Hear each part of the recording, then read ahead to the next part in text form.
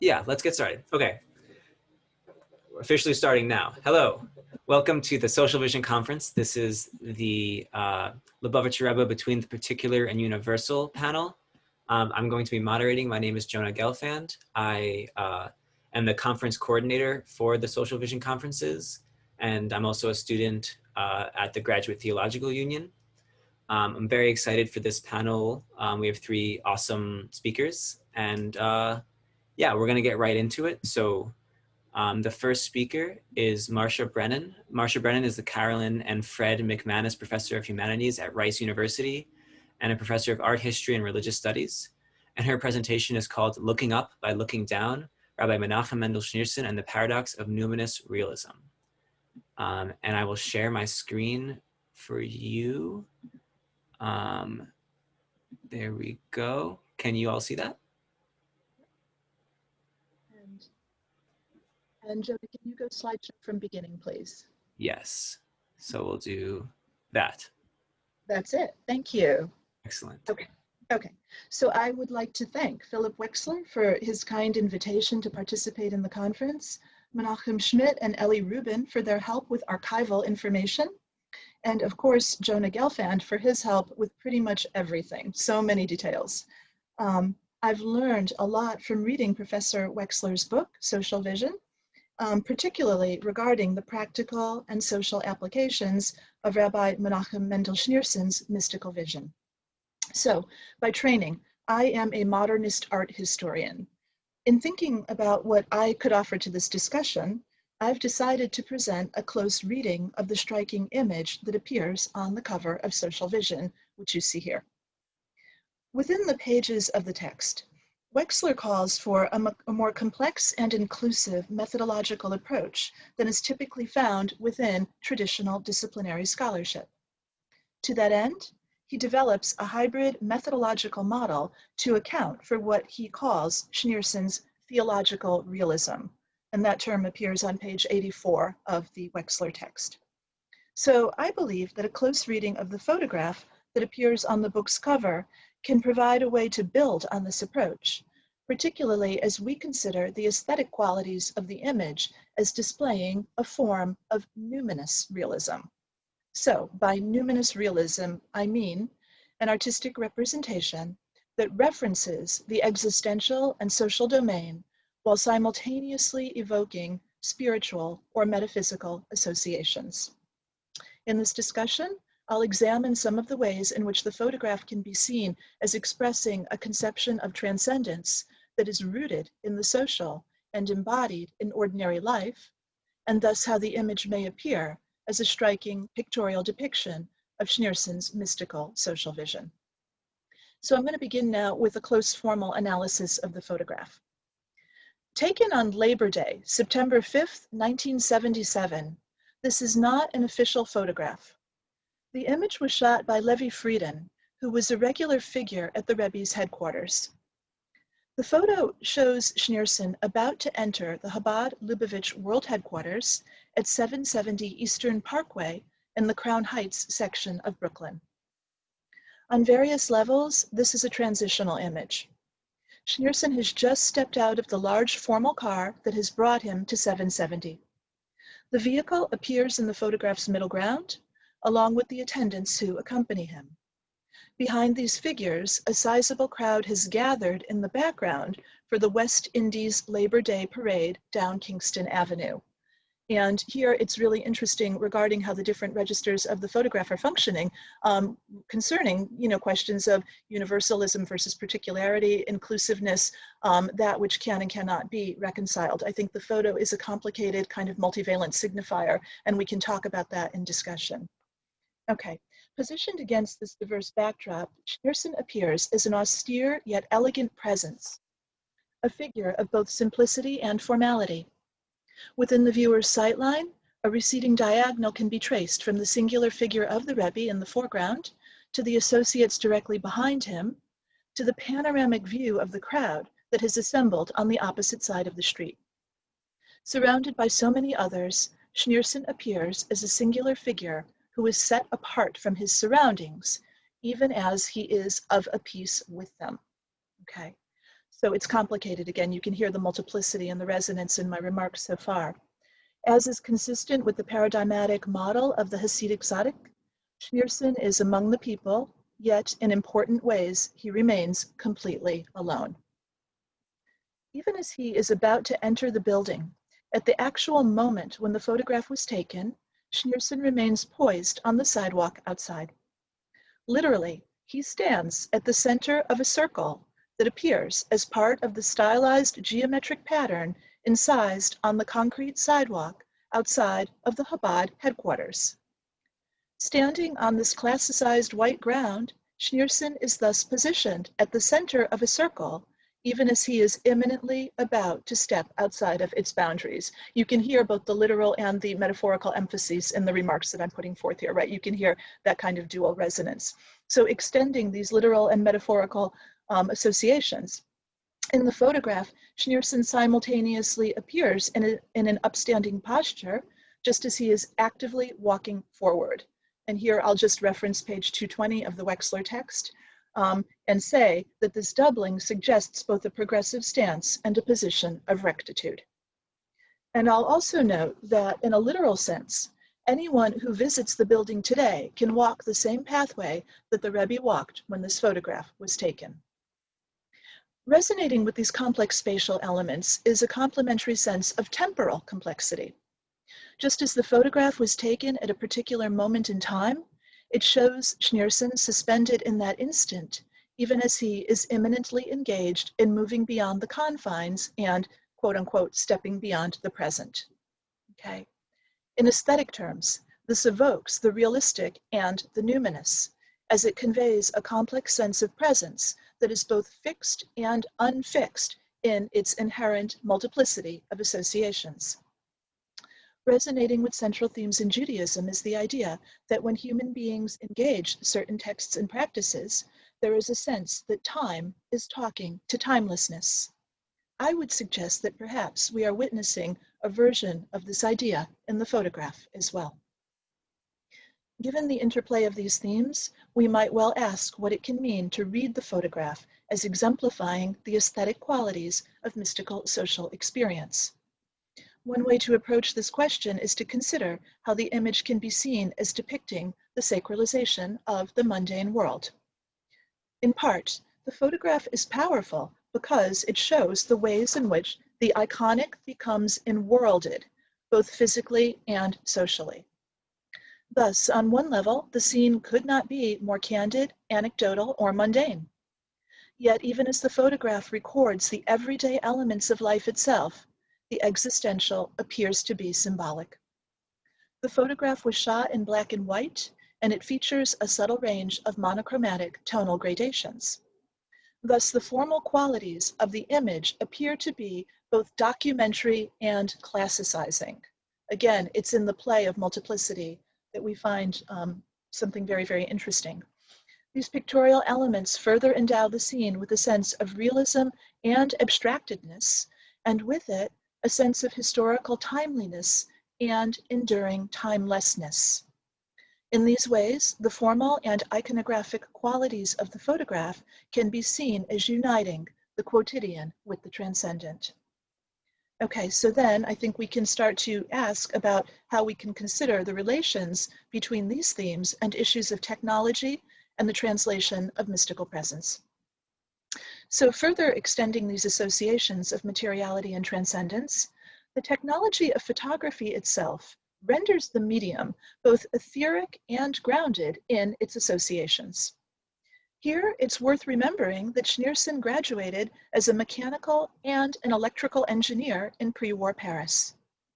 In addition to holding extensive technical discussions with practicing engineers, Schneerson utilized broadcast media and satellite technology to disseminate his teachings around the world.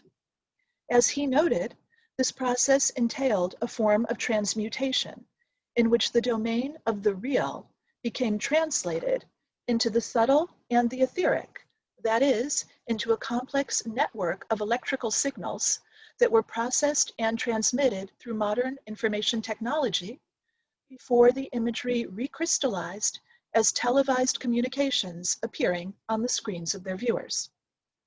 Yet in this discussion, I'm concerned with a photograph, and photography is literally writing in light.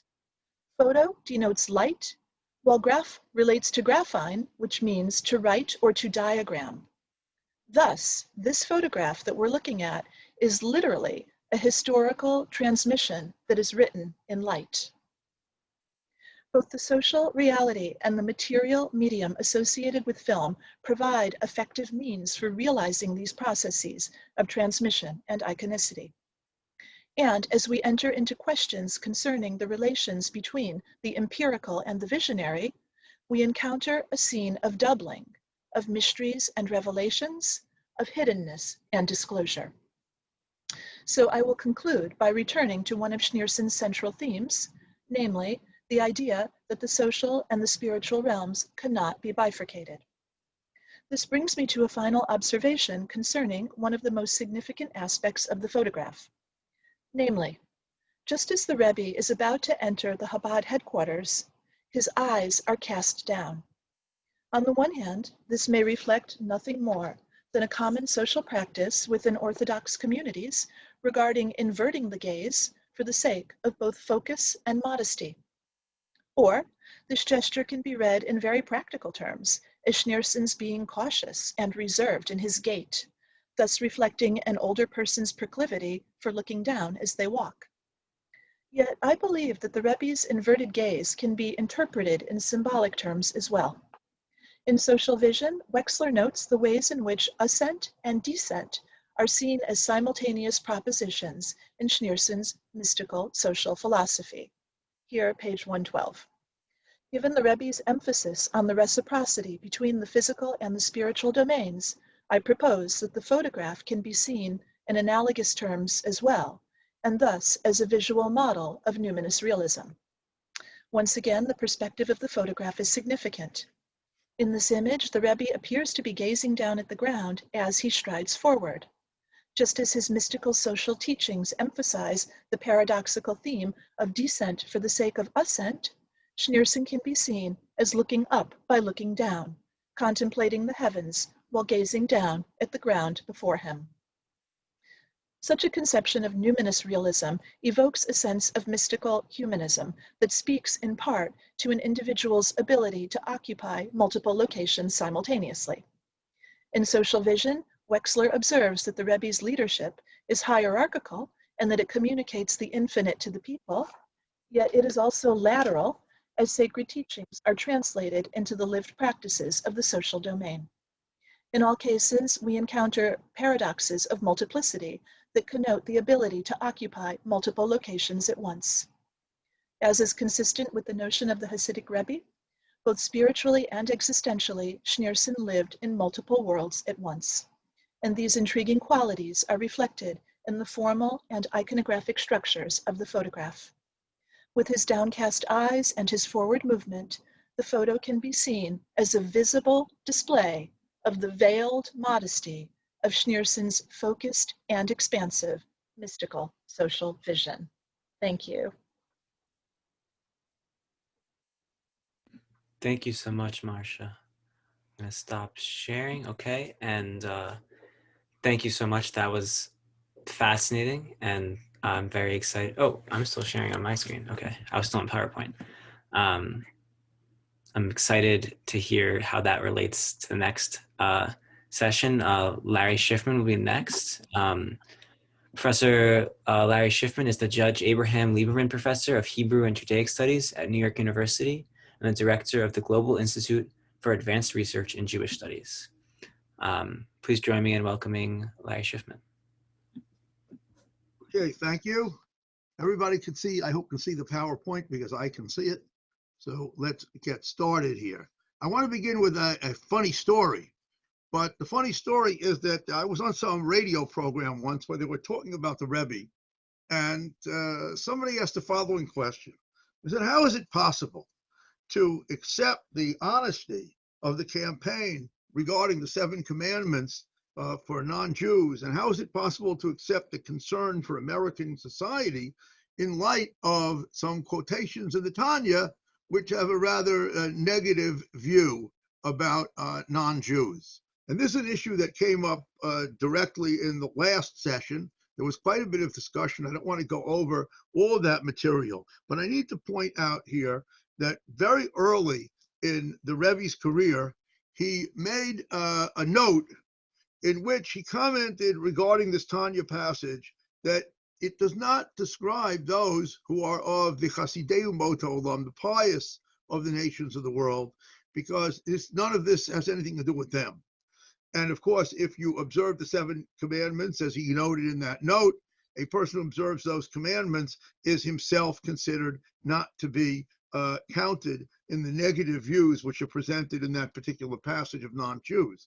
Now, this morning we heard earlier this afternoon, we heard some discussion, especially from Professor Elliot Wolfson, based on his work, having gone through massively all of the work of the Rebbe. And there you get a very balanced picture of the simultaneous presence of, on the one hand, a traditional, you might call it Hasidic and Kabbalistic view of the role of the Jew, the special role of the Jew, the special status of the Jew when compared to the non-Jews, coupled with the place for non-Jews in the expectation of redemption, which is what the situation is in terms of the idea of working with the 7 nations and trying the 7 commandments and trying to encourage those.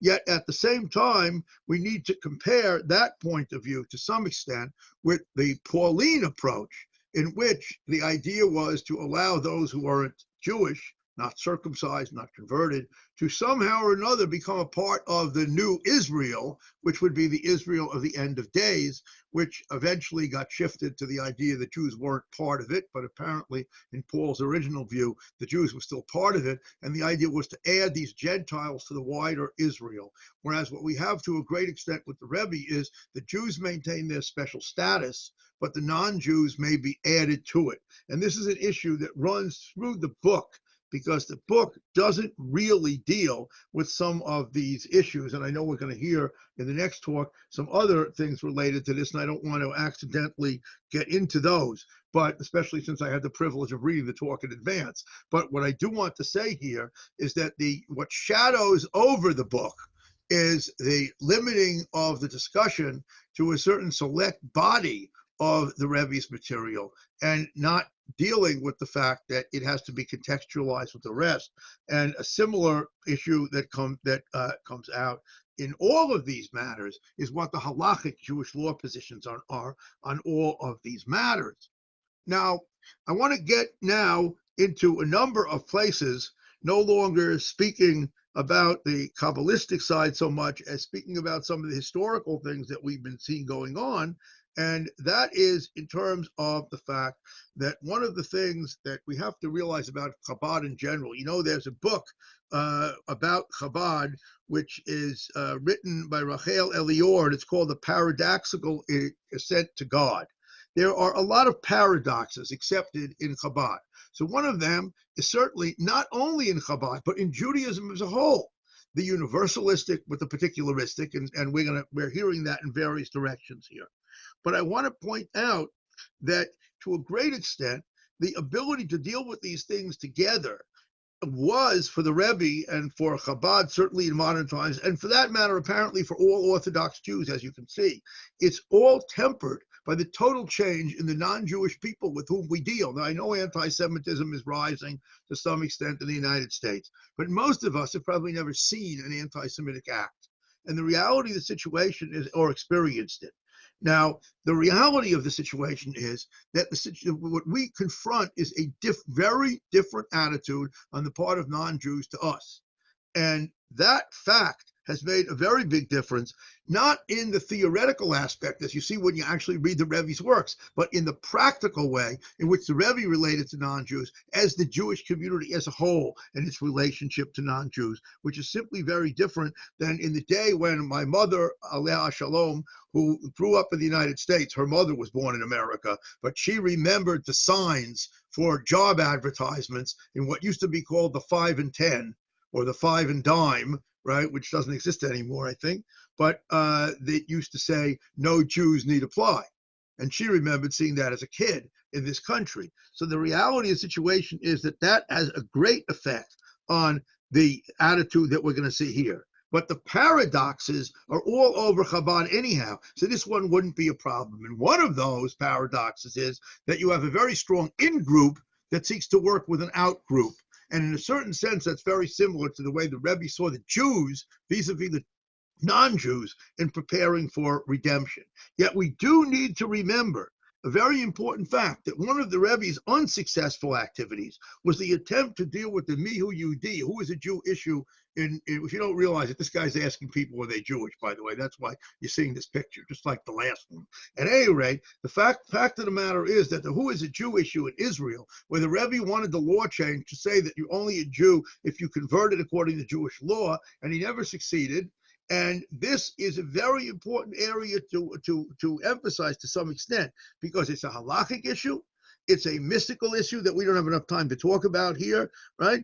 And the campaign didn't work. And of course, in the United States, we continue to have the same problem of the porous boundaries. Now, they were always to some extent porous, but it's just that now they became infinitely more porous than they ever were before. And we actually know that as a fact because of the historical genetics research that has been done recently. But this is an area that was very important to the Rebbe and needs to be emphasized when we talk about the Rebbe's outreach beyond the Jewish community. But having said that, none of that was in any way could interfere with, oh, here we see the beautiful mikveh that I was supposed to show you when talking about who is a Jew. Sorry.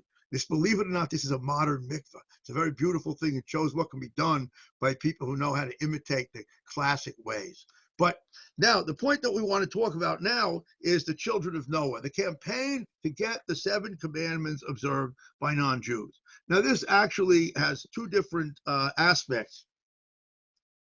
One of them is the aspect of private activity, simply trying to convince non-Jews, but the other, these public events in which the idea was that if non-Jews could gotten to observe the 7 Noahide commandments, which actually so many of our neighbors do, then this would be another path to bringing about redemption, because the constant improvement of society would lead to the true tikkun olam. Now, I also want to point out in this respect that the campaign, right, again, was not a very great success.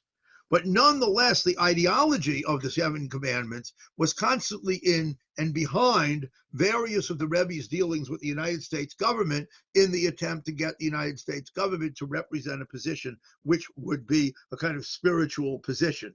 I have to say also that when we move into the area, right, of public menorah lightings, so here we are talking about something in which it was stated that the light of the menorah and the symbolism could, that's Brandenburg Gate, in case anyone doesn't know, could spread as well to the non-Jewish community, that by seeing it. But I think the truth is that forget that ideology. Every Jewish kid who walked around during the winter season would see the Christmas trees and Christmas decorations in every store in anywhere he went. And what the Rebbe wanted to do was to give them the pride in being Jewish, just like the people who campaigned that they should at least sing some Hanukkah songs in public school. So here's time for a funny story. A Christian colleague who was in Israel on sabbatical for a year, had a son in Israeli school. He learned Hebrew in a nursery school.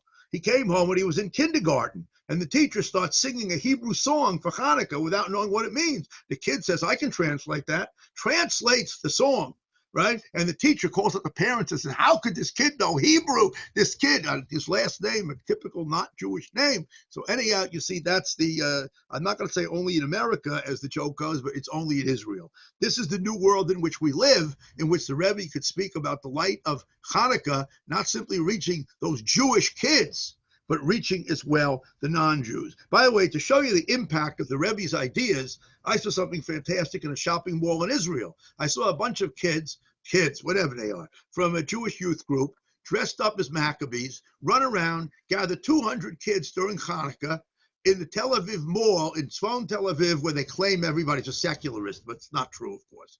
And he gathered 200 kids. They gathered the 200 kids and their parents, but they're literally 200. It was enormous. And light the menorah together, and everybody singing Hanukkah songs. It's a very beautiful thing. And this is the Rebbe's idea of lighting the menorah that way. But I think despite all the talk, it mostly was aimed at Jews. Now, the next area I want to discuss, because I'm trying to keep to the time over here, is the area of government relations.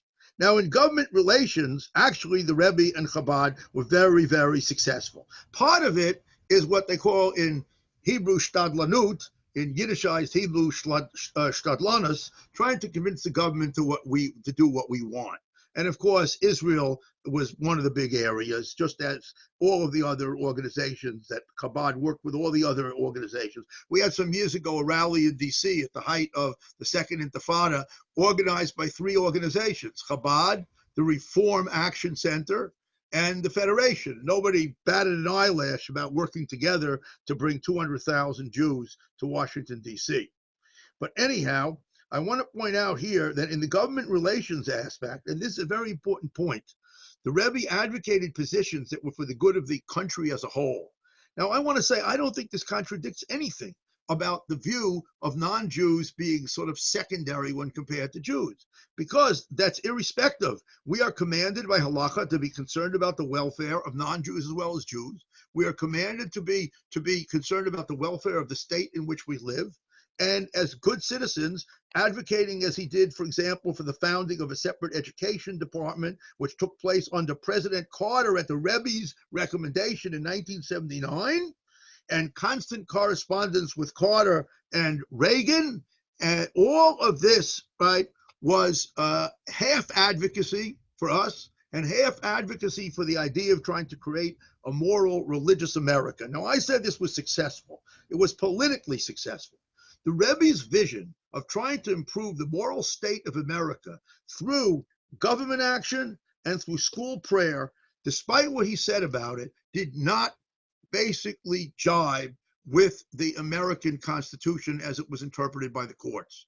For this reason, he didn't get the school prayer, he didn't get the moment of silence that he wanted, and the truth is, the government never became an advocate of morality as he saw it, and ethics as he saw it, and as this book discusses. This is maybe a sad thing, because some of the breakup of what we see going on in our country right now may be traced in many ways, certainly people shooting people over their political views, to lack of the kind of ethics, to lack of understanding why the 10 Commandments maybe should be on the wall, should not be taken down from the court wall, and things like this. But the Rebbe's position was much closer to the position of the evangelicals than to the rest of the Jewish community and to the courts, and it did not, in fact, happen, despite the fact that he was treated with great respect and that those presidents wrote back and forth with him. Another quick story, because I'm close to the end of my talk. I met a Hasidic Rebbe with a much smaller group than the Lubavitcher Rebbe on an airplane once, coming from a certain city, I don't want to say, and this Rebbe who lived in that city, we were talking on the plane, and he told me what he was coming to New York for. The Lubavitcher Rebbe was advocating prayer in the public schools, and he was coming to a meeting of Aguda to decide what they should do to fight this, because, as he said, we have kids in public school. And the Rebbe's point of view was that everybody should have a non-denominational prayer, but non-denominational prayers usually meant Christian prayers, and really people who lived outside of the orbit of Crown Heights understood that this was really not a good idea for the Jewish community. But this was an area where the Rebbe didn't win, despite the fact that the book pictures his ideology about the society as a whole. I think I tend to agree with the Rebbe and the book, but that has nothing to do with the reality that it didn't happen. Now, we want to just jump to 2 more things. One is the Gulf War. Here's prayer in the schools. Okay, sorry. I want to jump to the Gulf War. The Rebbe saw the Gulf War as a step toward redemption. And the reason the Rebbe saw this is because he saw the United States as victorious in the Gulf War. Now, I don't want to get into an evaluation of the Gulf War, but I do want to make the following point. What the Rebbe thought was miraculous, and looks in retrospect that this part is true. was the bringing together of the nations of the world to fight something which was unjust, namely the invasion of Kuwait. Now, we now know today how important it was to reverse from a point of view of geopolitical scenario, and as we see now after the UAE agreement, how important it was to keep Iraq out of the Persian Gulf. However, the reality of the situation was for him not that part of it, but the part of it that the nations of the world came together and to create an alliance to fight injustice. Never mind that the Jews were left out, that Israel couldn't be there because the Saudis wouldn't join. Despite that fact, the Rebbe saw this as a miraculous aspect of the world coming together for a moral purpose. And of course, for him, this was also a sign of oncoming redemption. I want to finish with one last topic, and that is interfaith dialogue. Now, the Rebbe, I won't tell you who that person is, by the way, on the left. The Rebbe was of the opinion when Nostra Aetate came out, the beginning actually in 1963, but earlier than that in the 60s, when the Vatican began to shift its attitude, he was of the opinion, as was Rav Moshe Feinstein, that this was an attempt to convert the Jews. This is because these were Europeans who couldn't believe that a non-Jew would ever reach out to a Jew in any other way. And we could understand why they believed that. At that time, Abraham Joshua Heschel was fighting for making this happen. And Rabbi Soloveitchik took the position with Heschel initially that it was wrong, against Heschel, that it was wrong, but Heschel used him as a posek, asking him all of his questions when he went to the Vatican, and Rabbi Soloveitchik told him, I'll answer your questions, but I'm going to condemn it when you're finished. Anyhow, Heschel and a variety of Jews who had converted to Catholicism sold the idea to the Vatican, and in 1963 they issued a statement radically changing their attitude to Jews and Judaism. The Rebbe and Rav Moshe wrote a letter to Rav Soloveitchik asking him to join them in saying that no Jews should have anything to do with the Catholics and that their position in turning to the Jews should be completely rejected. Rav Soloveitchik did not answer them. Instead, he provided a set of guidelines for the Rabbinical Council of America and the Orthodox Union for how to relate to the Catholics. I have to admit to you that I'm a representative of the Orthodox Union to the committee, right, the International Jewish Committee for Interreligious Consultations that represents the Jewish community to the Vatican. And it's an international committee for people from Israel, people from the US, people all over. And there are 40-something representatives. I represent the Orthodox Union there. However, the point I want to make is that we do have to remember, with all this reaching out, and with all of this stuff going on, that in a certain sense, the Rebbe was not willing to have the Jewish community intersect with members of the organized groups of the clergy of other religions. He was not against individual relations, but he was against the Jewish community officially having any relations with these groups. Now, in the end, our relations with these groups have, for the most part, turned out to be advantageous to us and especially to Israel. And that's another story for another lecture. But I do point this out because it has to be a balance against some of the other activities of reaching out to non-Jews that the Rebbe was involved with. So I want to sum up by saying that I think that there is a need to balance what's in the book on all of these issues, because we have to consider again the Kabbalistic aspects which form the background, the halachic aspects. It's like nothing about halakha vis-a-vis the world around us in the book. And we have to avoid, you could say, crediting or blaming Chabad for things that are just plain Judaism that are described here, like the whole matter of reciprocity, which sounds very much like Rabbi Soloveitchik's work on the covenantal community. Don't get me wrong, I'm not suggesting anything wrong about sharing these values, but these are shared Jewish values expressed in Chabad in the motifs and the language of Hasidic Kabbalah, but they are common Jewish ideas, and we need to bring a little bit more balance to that, and we need to remember as we go along that still the difference between Jews and non-Jews, the nature of Jewish identity, was also highlighted by the Rebbe. And so what we have here is, I think, in many ways, a very good position for traditional Judaism, which is the position which I think is pretty much now standard among Orthodox groups in the United States, certainly, which is, on the one hand, to be friendly and open and interact very well with not only the government, but individual non-Jews, and at the same time to remember the distinctions and the Jewish beliefs about the special character of the Jewish people. Thank you very much. Thank you. Larry, I need you just to stop sharing your slides so I can share mine. Stop sharing, done. Okay, I'll share mine. And we'll start. Okay, I'll continue balancing. 1 second. Okay. Jonah, may I start? Yeah, let me just, Daniel Reiser is the chair of the Department of Jewish Thought at Herzog College. Thank you. Research of Hasidism is usually divided into theological research or historical research, and between them there are bridges and sometimes mines. Social vision is a refresher and gives a new perspective to research. It seems that Hasidism has not yet received extensive sociological aspects using tools from the social sciences. This is without a doubt one of the great contributions of this book. I hope that this is only the beginning and that we will see in the future more research like this one. I would say with a blessing, Yafutzu Mainotecha Chutza. In the second chapter, Wexler and his co-authors show how deeply the Rebbe identified with the historical foundations of the United States of America.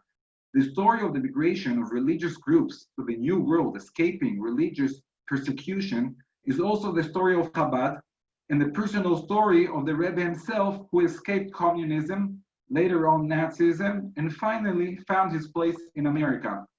The democratic liberal principles and the social commitment of the Western culture captured his heart, although he also recognized in them an overdose of materialism.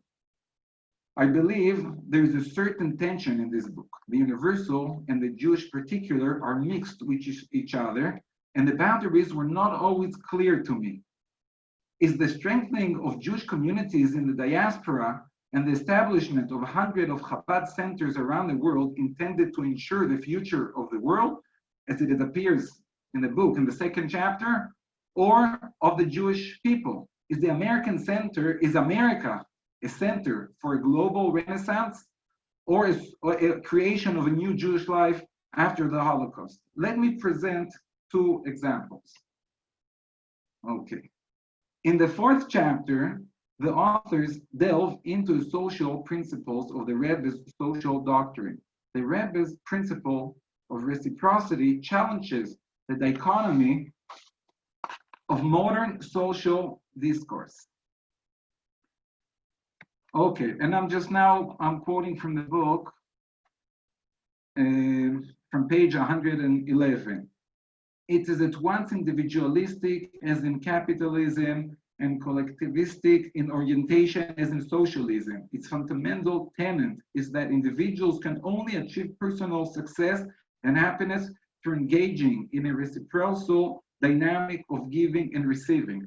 This principle is presented as a universal principle, which is true, but the sources cited in the name of the Rebbe deal specifically with Jews. For example, in page 112, I would read the original. Let me please read in Yiddish, and you can see the translation in the bottom in English. The translation is from the book, the way the book translates it. As bishas der Wus sich von der Metzius von Aiden, als es kann davon zu kommen durch die Metzius von dem zweiten Iden, was hat mich der Wus, und mistome kann euch etwas euch helfen, den zweiten Iden. So this is the source that the book brings, one of the sources, but you can see Eden, Jew. I'm not saying the principle of reciprocity cannot be universal. Don't get me wrong. But the question is whether the Rebbe was interested in applying it in global dimensions, when most of his references were about and for the Jewish people. It should be noted that a similar principle of accepting and giving appears in Rabbi Ashлаг's social and even communist doctrine. And there is also controversy about how much he focused on the people of Israel or on the entire world, as shown by Boaz Hus and Ron Margolin. Number two, the principle, and I'm quoting from the book on page 120, the principle that every encounter with the other should be an encounter with the divine leads directly to a second principle, namely that every social interaction exceeds the sum of its parts. And here it comes, he gets to birthday celebrations. Even a birthday celebration becomes, according to the book and the Rebbe's teachings, a universal practice for revealing the presence of God. That's from pages 137 to 141.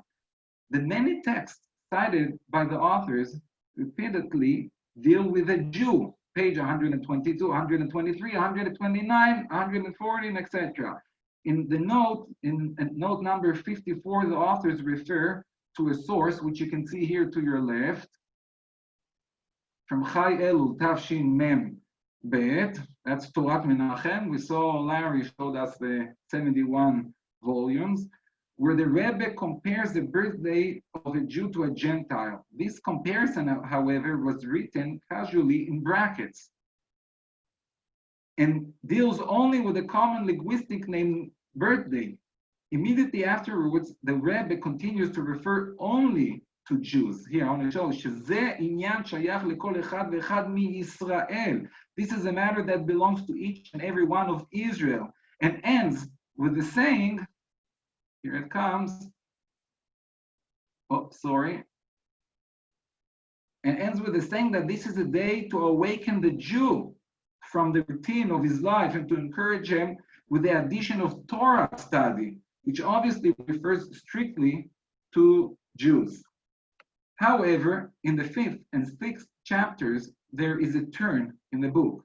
These chapters deal with the Rebbe's activities and references to American issues, such as education and jail for criminals. In these cases, the Rebbe refers directly to matters that are also non-Jewish, through which his social universal views are more clearly articulated.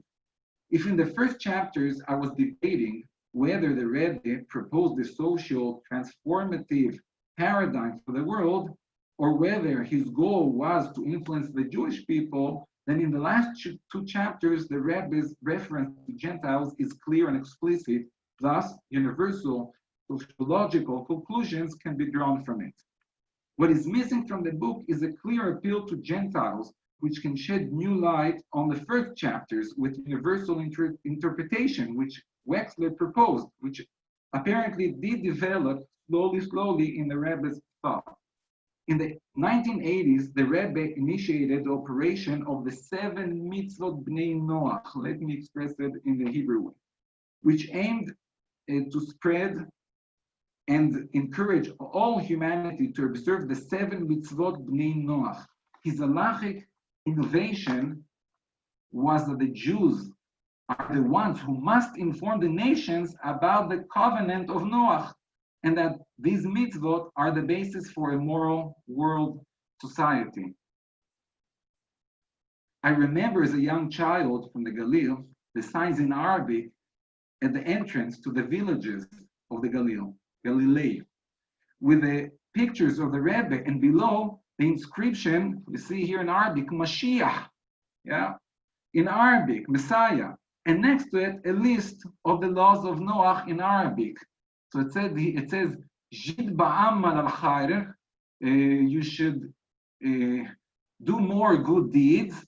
And here it's just like in Hebrew, al kuwa lil salam alami, akoach le shalom olami, the power for world peace. And then exactly like in Hebrew, except of the word mitzvot, which is wasaya, sibba wasaya banai Noach. You have sheva mitzvot bnei Noach. And this is taught, you see also in schools, Arabic schools in the Galil, including the Sefer Atanya, which was not long ago translated into Arabic. Recently, and with this I'm ending, Reuven HaKohen Uriah showed the connection between Operation Sheva Mitzvot Bnei Noach and the messianic consciousness of the Rebbe. The more the Rebbe saw himself as the Messiah, which I understand that the book is trying to avoid, and the Rebbe saw himself as a Messiah whose purpose was to prepare the world for the age of redemption, the more he developed more and more thoughts about social global transformation. And he appealed to a non-Jewish audience. The survival of the Jewish people from the Holocaust and the fall of communism, which the Rebbe saw in his last years, were signs in his eyes that the time has come to establish a human society calling in the name of God. And I'll use the Hebrew quotation from Tzfania, Gimel Tet, Ki az efoch elamim safa brura likro kulam b'shem Adonai lovdo shem echad. Cohen Uriah also showed that the Rebbe's attitude towards Gentiles developed and changed slowly over time and events, and that the encounter with American citizens, I think that's what Larry, you were speaking about, which were different from the Goyim that he encountered in Russia and Germany, changed his attitude toward non-Jews. Thus, perceptions that were at the beginning of the Rebbe's path intended for Jews only were over the years also referred to a global society.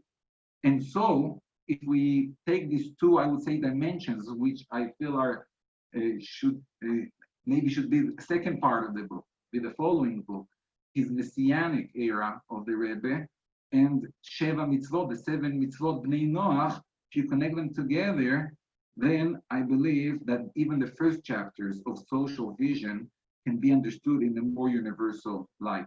Thank you very much. Thank you so much, Daniel.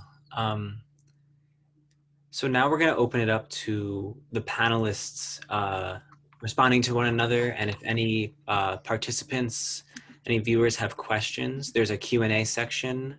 Or yeah, I see someone raise their hands. People can raise their hand, or they can ask questions in the Q&A or in the chat. But first, if the panelists want to respond to anything anyone else said. What with a question? I have a question and a few comments. So maybe I should ask, well, maybe I'll make the comments first and ask the question afterwards, right? That way I can say whatever and try to go fast. First of all, I just want to say that I think it's interesting to compare when Daniel asked about the idea of Chabad houses all over the world. The truth is that Chabad's first thing about the whole world was printing Tanya all over the world. And all of this needs to be compared with the millenarian ideas of the Jews being spread through the whole world to bring redemption. And it has to be compared also with Menashe ben Israel and perhaps others who had similar ideas. And what I'm saying, therefore, is that it may be that this spread of Chabad over the world is a two-part thing. It's generally directed to the real service of the Jewish community. I know I spoke to a student from Sao Paulo who's in NYU, Shanghai. He said there were 3 Chabads there. So the point is that, you know, he's the only Shomer Shabbat student in the whole school, and he's got 3 Chabads. So it's serving that need, but it also is connected with this millenarian idea. And then a very important matter is that a big question about Sheva ben Mitzvot Bnei Noach and Halakha is whether or not the refinements of the Halakha of Jews should be assumed to be obligatory on non-Jews. So as a given example, what I'm talking about, I'll give you, I think, an idea that really heightens the point, right? Non-Jews are obligated, according to Judaism, to observe sexual morality. Now, in Halakha, a man is forbidden to rape his wife. I think I'm using this example on purpose because it's a sort of extreme one, because we all would recoil from such a thing. A man is forbidden to rape his wife. Now, if a non-Jew calls a posek and he says to that posek, "Can I rape my wife?"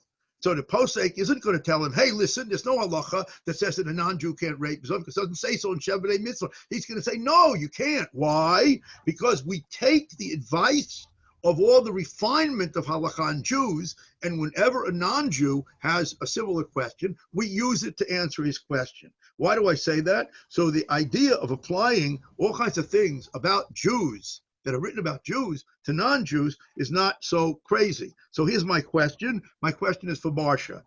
Can you comment about the blacks in the background of the picture?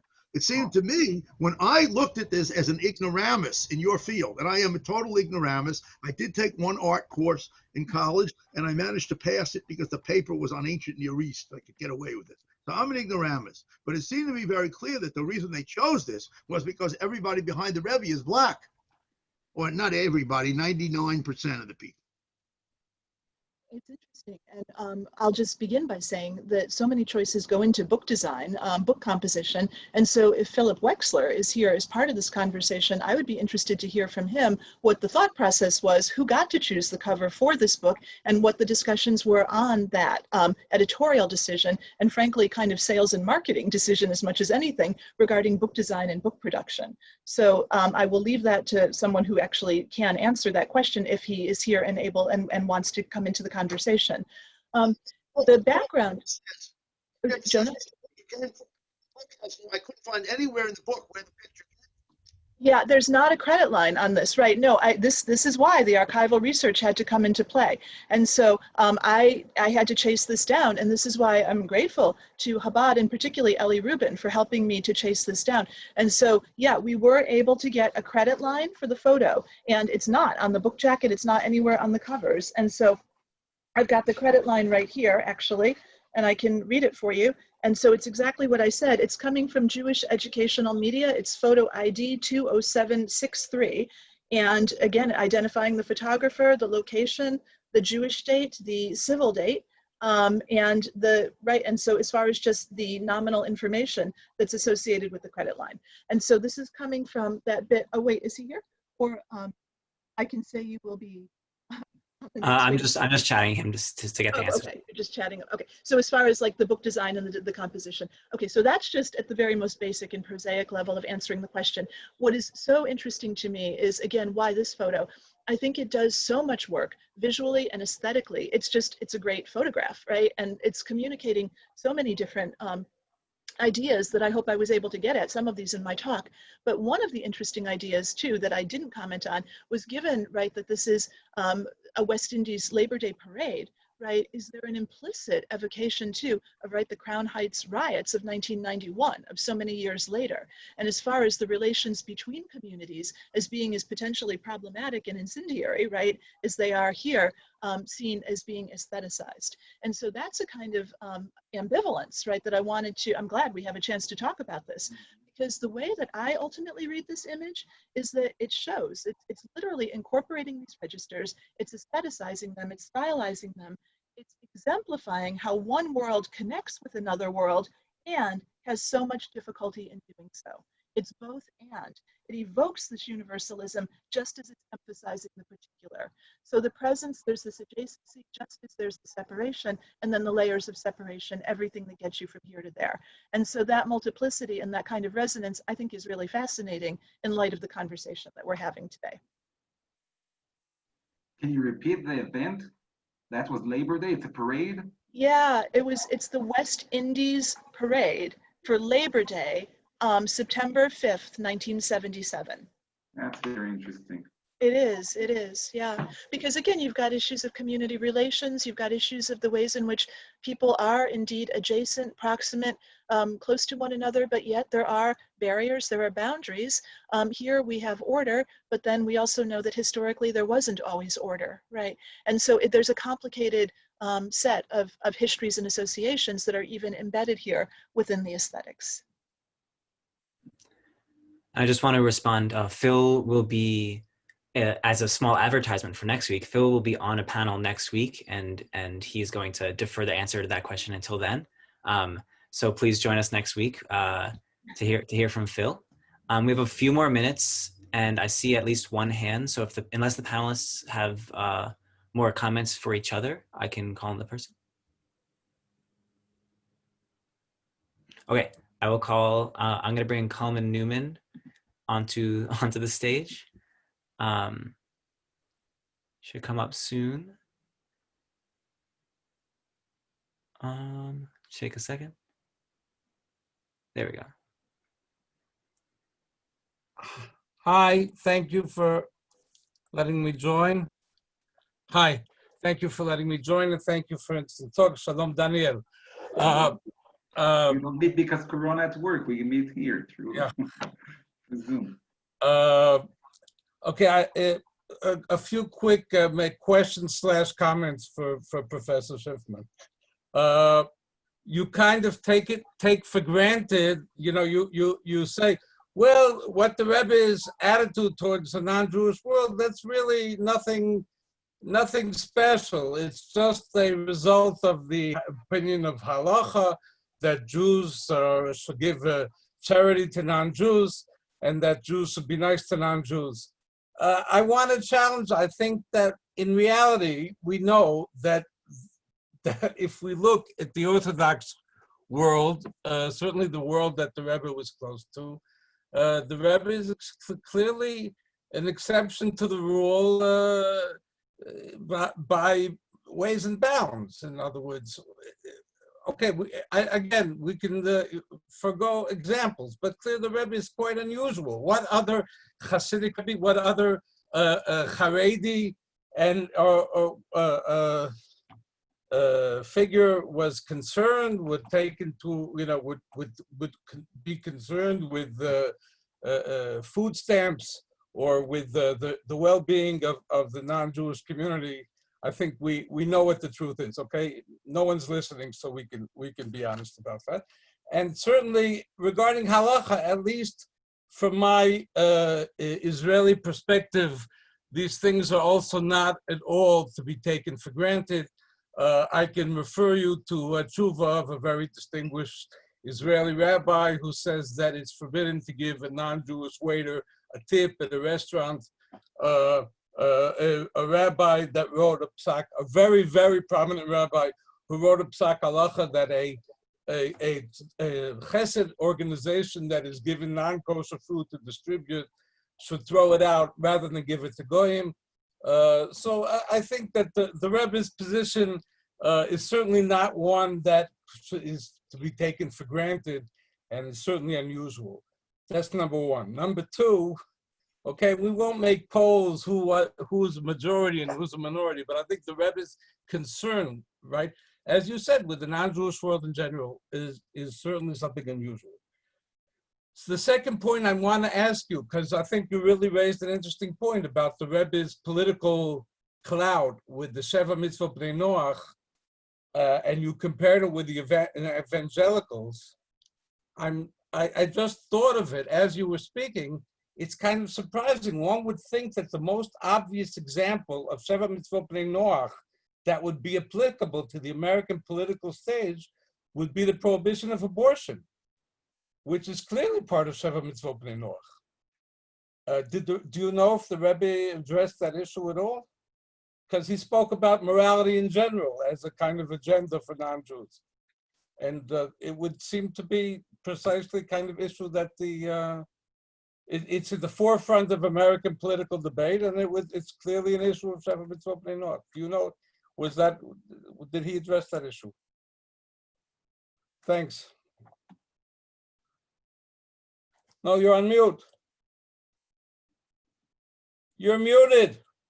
Oh, yeah, you're right. Okay, what do you do? I thought I unmuted, but I probably muted myself when I thought I was unmuting. I want to thank you for these questions and want to point out, first of all, let me deal with the second one first.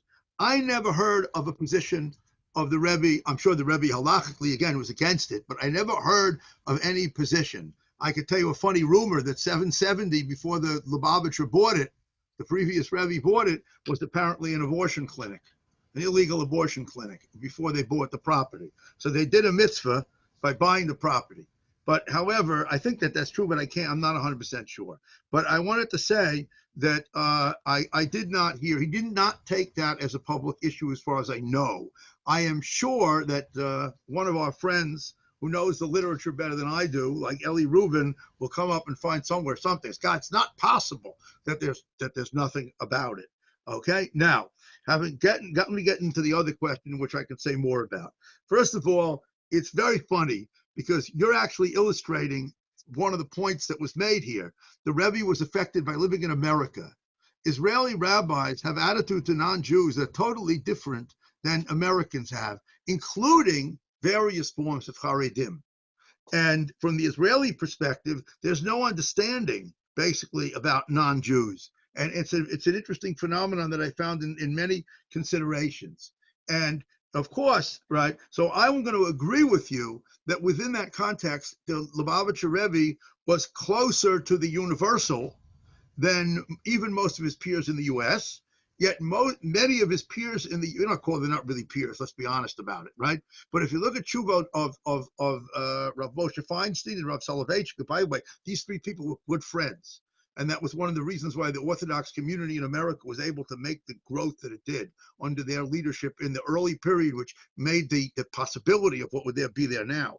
And I think that you'll find that they all had more open attitudes. For example, Rav Moshe was famous for something, which is saying good morning to every single person when he walked to the yeshiva in the morning for chakras, non-Jew, Jew, whoever it was, he would not walk by any person without saying hello. So I think that that's a good part of the issue here. As far as things like food stamps, I hate to say this, food stamps, prison reform, this is partly selfish because it's a Jewish community interest. We're seeing it today. You got all kinds of Jews fighting for prison reform to get Jews out. It's easier to get a minyan in Allenwood than in a lot of shuls, right? Allen was a prison, okay? It's not funny, it's sad. It's very sad. And I want to discuss why certain political figures are fighting for prison reform because certain political figures' relatives have been in prison. And so that's a big issue over here. And it's not necessarily in Jewish interest, as you can see what's going on in some place in Jewish community. But I want to say that you're still right. Your point is not wrong, right, regarding Lubavitcher Rebbe. But I just feel very strongly, as I mentioned in the previous session, I was rereading Elliot Wilson's material, and Elliot's material is balanced. He's not taking the view that the Rebbe hated non-Jews or something like this. It's a balanced position. And in the balanced position, right, what emerges from that balanced position is essentially that we just have to remember the other side of it. We can't talk as if the Rebbe erased the boundary, even if somehow the boundary was going to be messianically not erased, but in the sense of Yeshayahu was going to be somehow overcome. And I think in America, this boundary has, to a great extent, been overcome both for good and for bad. Part of the intermarriage rate the reasons. Look, that we have now, we have the Democratic, the Republican Party, the guy has a Jewish grandchildren, Jewish daughter-in-law, the president. We have in Biden, right, has 2 kids married to Jews. And we have a vice presidential candidate married to a Jew. So we have, ironically, a double-edged sword here on this openness to non-Jews. And of course, the Rebbe would have put his foot down like a snow tomorrow about this stuff, despite all of this other feeling. And that's why, to be frank, that's why I asked about the cover, because I think that the people who put this together, we'll hear from them whenever they talk, but the people who put this together actually wanted to heighten the idea that the Rebbe had a vision to make life better for all of these people. Of course, these people, many of them couldn't stand the fact that the community was dominated by Lubavitcher. And that's the irony of this picture over here. Right. And I don't want to make a generalization that anybody, God forbid, of the regular citizens supported the rioters, because I'm sure they did not. But nonetheless, that there still is communal tension that we know about. So I talked too long. I should be quiet now. But again, thank you for this question. Yeah, thanks. I just want to Thank be you for your aware of answer. time. And nice to meet you over this discussion here. Just to be aware of time, we're a little bit over. So thanks everyone for joining us. I think we should maybe stop sharing on Facebook Live right now. And yeah, we will now, I put in the chat, or really Denise put in the chat, a link to a breakout room if people want to continue the conversations. We very much encourage people to hang out in the breakout room, which I don't know if I guess you have to copy it and then paste it in your Safari or whatever. And the code is SV 2020. So please join us there. We can hang out and schmooze and continue the conversation. But thank you for the panelists so much for joining us. It was a fascinating conversation. I was so happy to be a part of it. And thank you all of the people who have come and joined us today for all the panels. We will be meeting again next Wednesday on the 9th at 12, I believe, for 2 days of panels. So please join us again then with the same link. So yeah, thank you so much. This is the end of the social. Oh, Daniel, you're on mute. You're still on mute. People can press now the link before, give us 2 minutes before you leave, and it just opens another Zoom. Okay, there's no cool. problem opening 2 Zooms. So if you let people, before you shut us down, Yeah, cut us off, just give us several minutes, people can use the link here. yeah, cool. So Okay. everyone click that link, and you'll be in a waiting room for a little bit, and then, because we don't want to close this until everyone gets the link if they want, and then we'll join you there. So thanks everyone so much.